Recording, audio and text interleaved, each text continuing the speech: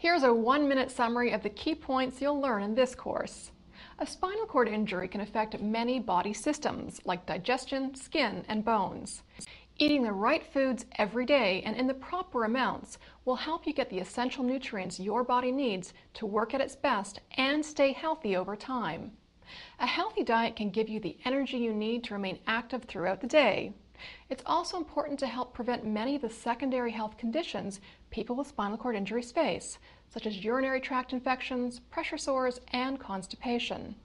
Some of the most important nutrients you need include fiber, protein, calcium, and vitamin D. It's also crucial to drink enough water. This course will give you practical tips on how to get these essential nutrients into your diet every day, whether eating at home or a restaurant, and when you snack. Resources like Canada's Food Guide can help you plan your meals and develop healthy eating habits.